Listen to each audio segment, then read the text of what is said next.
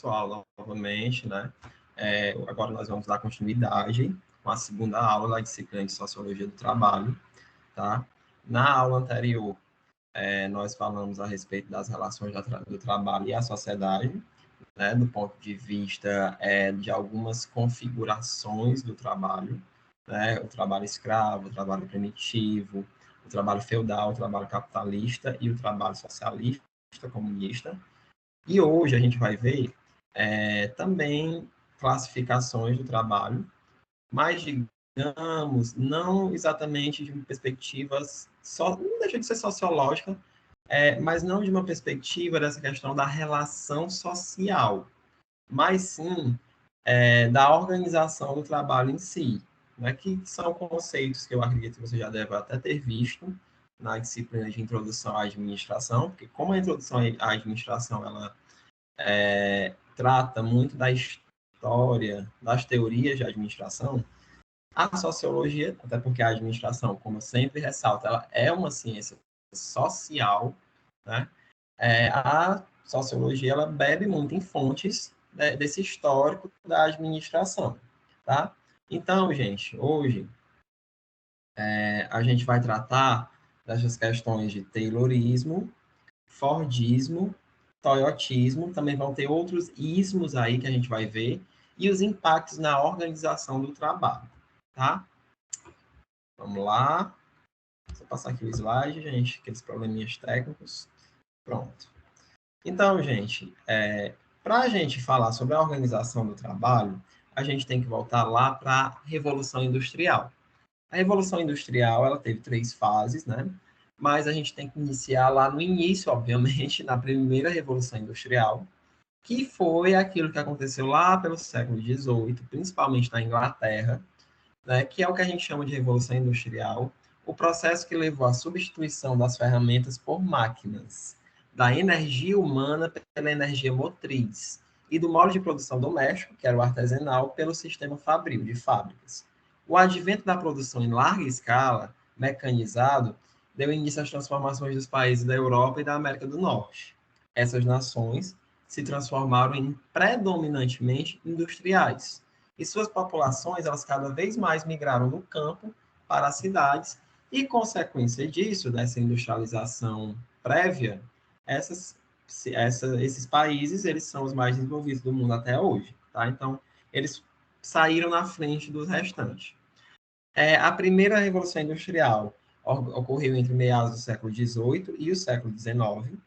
Sua principal característica foi o surgimento da mecanização, que operou significativas transformações em quase todos os setores da vida humana. Na estrutura socioeconômica, fez a separação definitiva entre o que é capital e o que é trabalho. Então, o capital, eles são os donos dos meios de produção, representado por eles, e o trabalho são os assalariados. Então, quem detém o capital é quem paga quem detém o trabalho, que são os assalariados por meio de um salário. Isso eliminou a antiga organização de grêmios ou guildas, que era um modo de produção utilizado pelos artesãos. Então, a produção ela deixou de ser uma totalidade, sem uma pessoa e uma família, que é o que acontece no artesanato, e cada pessoa passou a fazer parte de um processo maior. Então, mudou bastante essa questão da organização trabalhista. Ainda na primeira Revolução Industrial, devido à baixa remuneração, condições de trabalho e de vida subhumanas, os operários começaram a se organizar.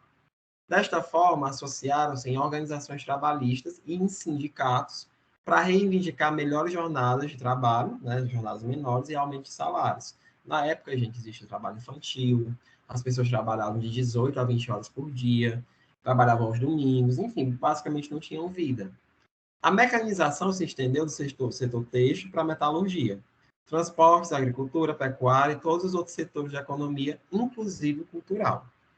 A Revolução Industrial, ela estabeleceu a definitiva supremacia burguesa na ordem econômica.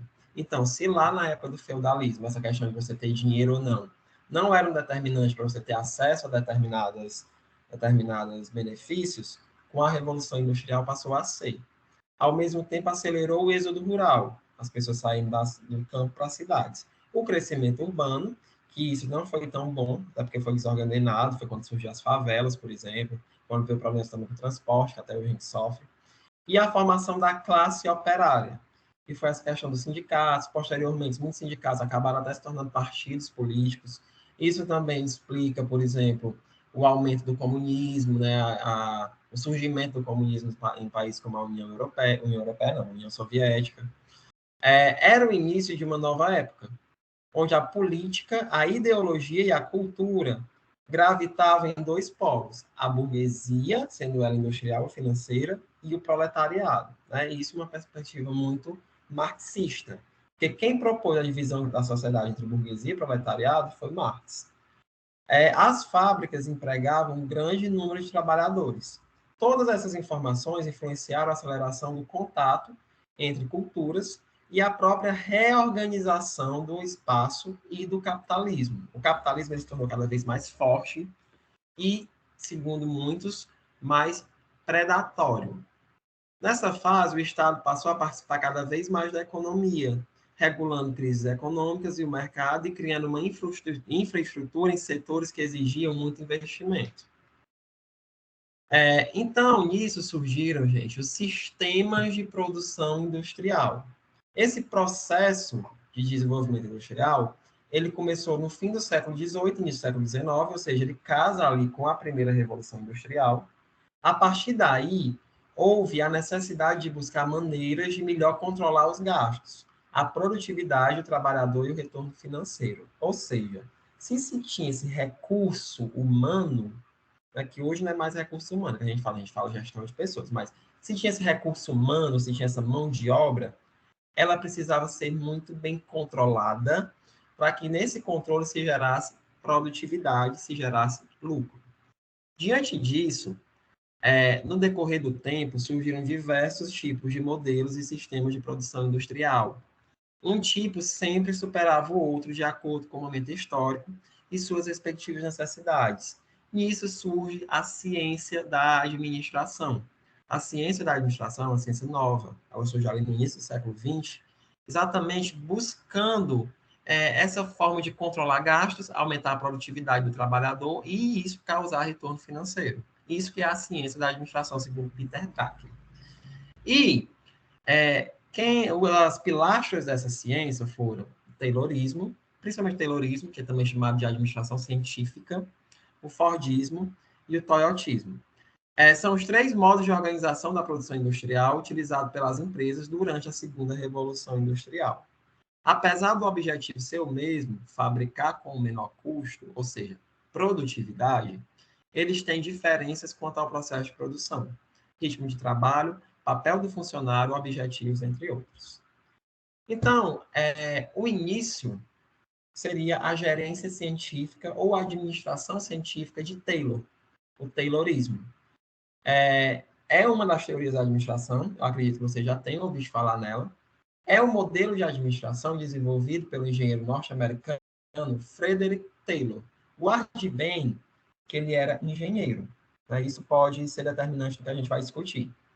Considerado o pai da administração científica e um dos primeiros sistematizadores da disciplina científica da administração de empresas. Ou seja, Taylor fez com que as pessoas não administrassem só como achismo. Ele criou um método científico para as pessoas administrarem, que é o que até hoje é chamado de Taylorismo. Mas e o que é o Taylorismo? Ele teve início no início do século passado, século XX, tinha como objetivo dinamizar o trabalho na indústria, ou seja, tornar o trabalho mais eficiente. O criador desse sistema, Taylor, né, ele acreditava na especialização de tarefas, ou seja, o trabalhador ele desenvolvia uma única atividade. Quanto mais tempo ele passasse naquela atividade, mais especialista e melhor ele faria aquela atividade. Por exemplo, alguém que colocava os faróis no automóvel do carro, na indústria automobilística, faria só isso, no dia todo, sem precisar conhecer as outras etapas. A função dele era só colocar o farol. Além de monitorar o tempo gasto para a realização de tarefas e premiar aqueles que tivessem um grande rendimento em seu trabalho. Mas qual é o problema do Taylor? Ele achava que a pessoa trabalhava só por salário. Então, basicamente, era específico, era só isso que ele ia fazer pro resto da vida, porque quanto mais tempo ele fizesse a mesma coisa, melhor ele faria, mas ele faria aquilo unicamente por salário. Não tinha questão de ter qualidade de vida no trabalho, nada. O salário já motivava o funcionário. Essa filosofia de Taylor, focada na crença de que fazer as pessoas trabalharem o mais que podia não era tão eficiente quanto otimizar a maneira como o trabalho era feito.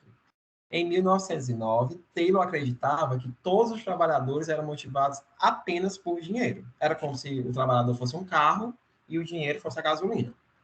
Então, ele promoveu a ideia de um dia de pagamento justo por um dia de trabalho justo.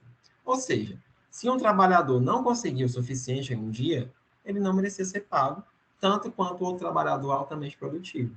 Então, foi aqui no Taylorismo que surgiu, por exemplo, metas, surgiu essa questão de premiações, né? Então, para vocês verem como ele, de fato, hoje, a gente olhando do futuro, digamos assim, ele pode parecer algo ultrapassado, mas para a época foi muito revolucionário. Porque, de fato, ele foi a primeira pessoa que tratou esse administrar de empresa como algo científico e não como algo só de achismo. Ele tem uma formação em engenharia, ou seja, ele estava muito interessado em eficiência, mas ele confundia muito pessoas com máquinas. Ao avançar sua carreira em um fabricante de aço nos Estados Unidos, ele projetou experimentos no local de trabalho para determinar os níveis ideais de desempenho.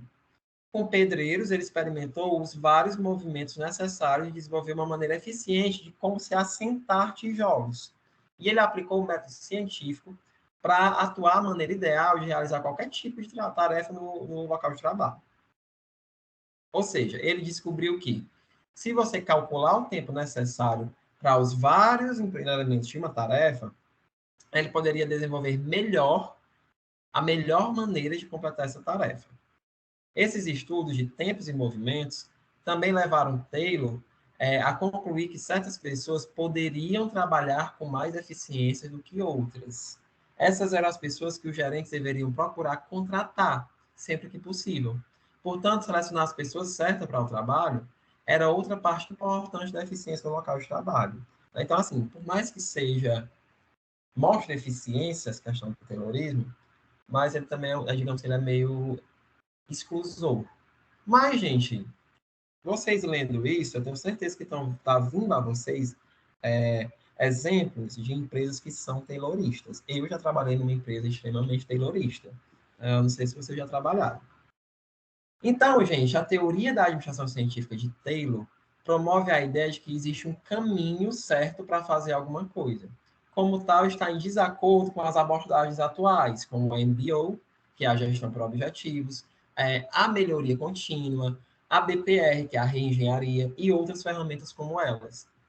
Estas promovem a responsabilidade individual e procuram impulsionar a tomada de decisões em todos os níveis de organização. Então, hoje, diferente do Taylor, que achava que o trabalhador era só um alienado, devia só fazer aquilo, já existe uma ideia de que o trabalhador autônomo produz mais. Essa ideia de autonomia ao meu trabalhador é melhor para ele. Isso, inclusive, é defendido por um administrador da ciência da administração chamado Chris Argyres.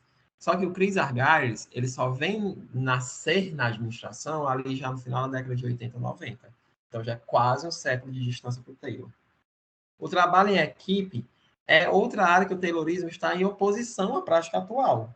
Essencialmente, o Taylorismo divide as tarefas em pequenos passos. E cada um desses passos fica com uma pessoa, que pode realizar essa etapa. As metodologias modernas preferem examinar os sistemas de trabalho de maneira mais holística. Eles olham para o todo, a fim de avaliar a eficiência e maximizar a produtividade.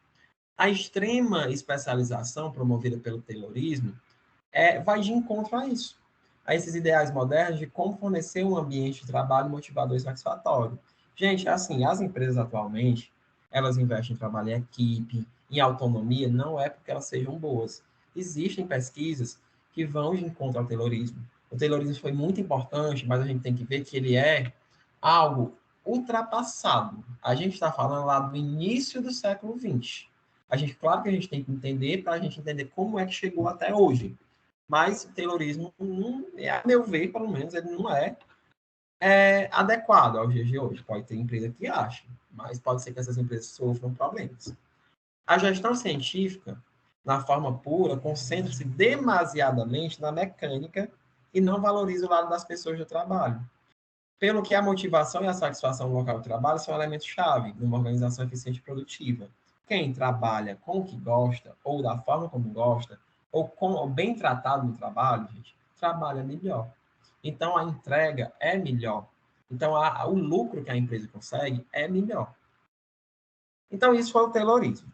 Quase que paralelo ao Taylorismo veio o Fordismo. Você vê que Taylorismo vem de Taylor, Fordismo vem de Ford. E Ford é uma marca bem conhecida até hoje. Né? Então, Fordismo e o compromisso Fordismo. É um sistema de produção industrial criado pelo empresário norte-americano Henry Ford, fundador da Ford Motor Company, em 1914, ali pertinho do Taylor. Esse sistema foi utilizado em indústrias do mundo todo durante o século XX, principalmente entre as décadas de 20 e 70. O Fordismo ele tinha como objetivo produzir em massa. Então, se você produzisse uma maior quantidade de produtos, os custos seriam menores, a partir de um ganho de escala e de eficiência.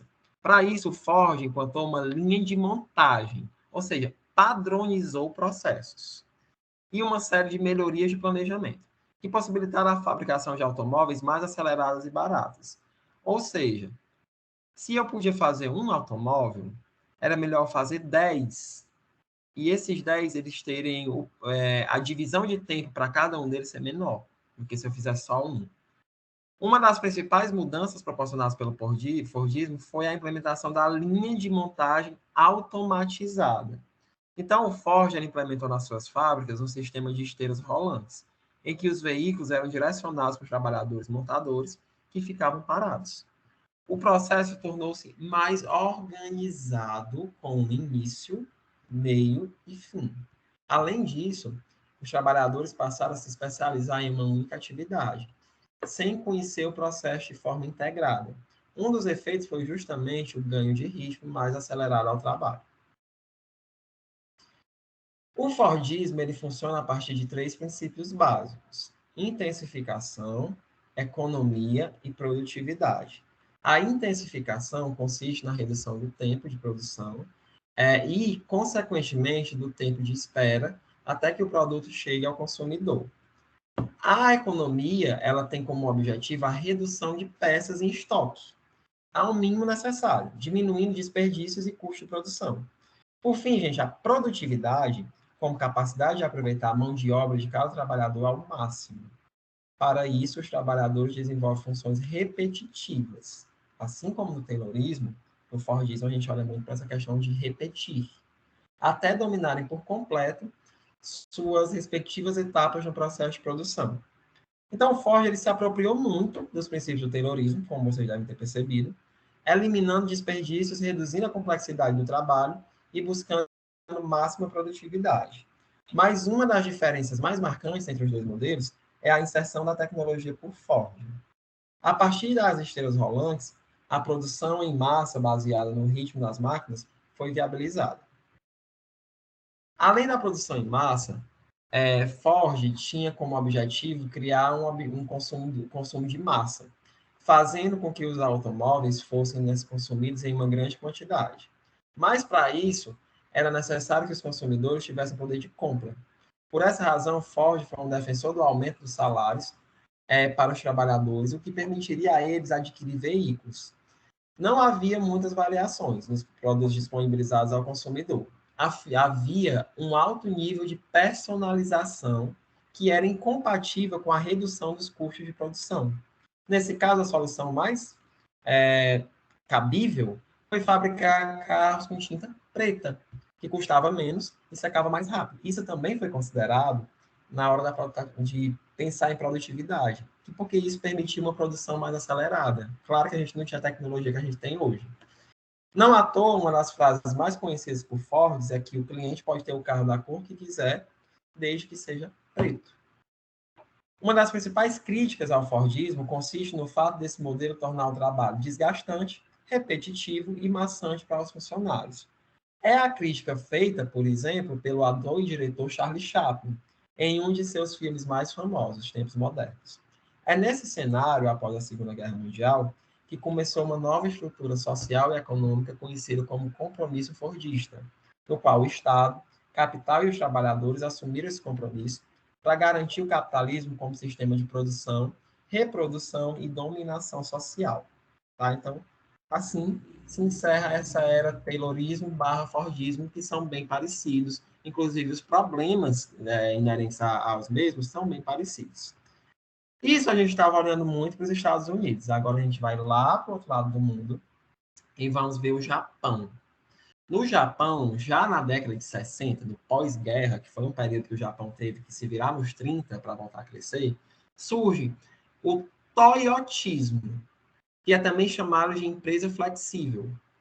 O toyotismo, também conhecido como acumulação flexível, é um modelo de produção industrial idealizado por Eiji Toyoda, que é o dono da Toyota, e difundido no mundo a partir da década de 70, após a sua aplicação na fábrica da Toyota. Por isso o nome toyotismo. Vocês percebem, gente, que é muito ligado com a produção de automóveis. Né? Porque um automóvel é um bem que ele tem muitos processos para ser produzido. Então, talvez por isso que todas essas formas de organização do trabalho venham da indústria automobilística. Então, a Toyota é uma empresa japonesa, que tenho certeza que vocês conhecem, que despontou como uma das maiores empresas do mundo na fabricação de veículos automotivos. A principal característica desse modelo é a flexibilização da produção. Ou seja, enquanto o sistema anterior, o Fordismo, defendia a máxima acumulação de estoque, o Toyotismo ele quer uma adequação do estoque de produtos conforme a demanda. Até porque, gente, hoje a gente sabe que ter muito estoque é custo, tá? Assim, quando a procura por uma determinada mercadoria é grande, a produção aumenta. Mas quando essa procura é menor, a produção diminui proporcionalmente. Podemos dizer que o toyotismo surgiu no Japão em virtude das condições geográficas do país e das transformações históricas relacionadas ao término da Segunda Guerra Mundial, como eu já antecipei. Assim, dispõe de um espaço geográfico reduzido e de um mercado consumidor menor que as potências ocidentais. O Japão não conseguia se adequar ao modelo fordista de produção. Mas, além das condições geográficas e históricas, para o sistema Toyota existir, também era necessário um avançado sistema tecnológico nos meios de transporte e comunicação, que no Japão existia, mas era algo impensável nos tempos que o Fordismo havia idealizado. Isso porque a rapidez no deslocamento e no fluxo de mercadorias era uma das bases para que a produção flexibilizada fosse direcionada para o consumo sem atrasos. Então, esse contexto ele já permitia um estoque menor, né, do que na época lá do Ford. Uma das técnicas introduzidas, né, por esse modelo foi o just in time, que significa em cima da hora, que é basicamente você vender por encomenda. É você não ter estoque, você só começar a estocar não, só começar a comprar material quando você já tem a encomenda. Esse modelo funciona na combinação entre os sistemas de fornecimento de matérias-primas, de produção e de venda. Assim, apenas a matéria-prima necessária para a fabricação de uma quantidade pré-determinada de mercadorias é utilizada, que deve ser realizada em um longo prazo, aliás, em um prazo já estabelecido, geralmente muito curto. Então, trabalhar com just-in-time, gente, é trabalhar sempre sob pressão. Outro ponto importante refere a essa questão que diminuiu a oferta de empregos. Haja vista que o processo de trabalho também se flexibiliza. Ao longo do processo produtivo, o mesmo trabalhador faz diversas funções, completamente o oposto do que defendia o Taylorismo. Diferentemente do Fordismo também, em que o trabalho era mecânico e repetitivo. Isso serviu para ampliar o desemprego no setor secundário da economia, que é a indústria, e transferiu a mão de obra para o setor terciário, que são os serviços, onde os empregos se concentram mais na distribuição de mercadorias do que na produção em si. E depois do toyotismo, a gente vai agora lá para a Escandinávia, lá para a Suécia, que veio o volvismo, que também é da indústria automobilística. Ele é um modelo de produção que se originou em uma das fábricas da montadora de automóveis Volvo, na Suécia. Só diga-se de passagem, a Volvo, elas são automóveis de luxo, são automóveis extremamente caros. Esse sistema surgiu entre as décadas de 60 e 70, quando já estava em voga no mundo os modelos fordistas, tayloristas e toyotistas.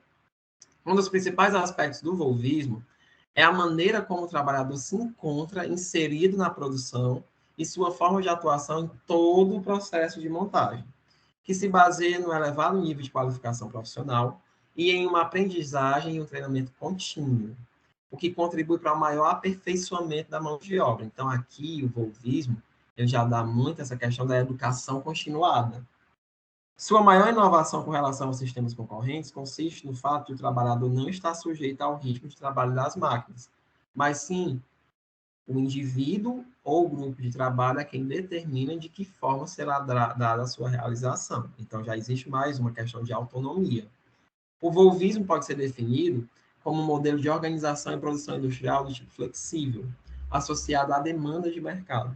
Conforme é amplamente descrito na literatura, o sistema desenvolvido no interior da empresa sueca procurava a atuação em harmonia com as organizações sindicais, demonstrando assim uma maior valorização do trabalhador. O volvismo procurava a harmonização dos dois modos de se produzir, colocando, no entanto, o indivíduo no centro da operação, dos processos, ditando e controlando o ritmo de trabalho. Então, o volvismo ele dá autonomia individual e também a grupos de trabalho, garantindo uma produção mais criativa, mais flexível. Trata-se de um ambiente de trabalho voltado ao bem-estar do indivíduo, bem equipado para atender às necessidades dos funcionários e com automatização do fornecimento de peças e materiais que seriam empregados durante a montagem dos veículos. Conforme destacamos no início, o volvismo foi pensado para um contexto socioeconômico específico, o da Suécia, na década de 1970. Além disso, a elevada qualificação dos trabalhos já era uma realidade à qual ele se adaptou e incorporou, o que facilitou a sua implantação em caráter experimental no país. Pensando em outros contextos, o volvismo se torna um modelo com alto custo, porque é custoso, gente, você proporcionar bem-estar. Por mais que tenha um retorno a médio prazo, mas é custo. Quando se leva em consideração tanto a qualificação da mão de obra exigida, quanto a adaptação do ambiente fabril em locais onde outros sistemas de organização estão em destaque, estão em voga. Por se tratar de uma transformação estrutural de ampla escala, exige tempo para a efetivação do processo e para a adequação de todas as normas. Pessoal, se vocês tiverem alguma dúvida, vocês podem mandar para o meu e-mail, messias_gomes@uvanet.br, e daqui a pouco eu disponibilizo para vocês a aula 3, né, para a gente já encerrar essa questão das aulas, para a gente já partir para as atividades.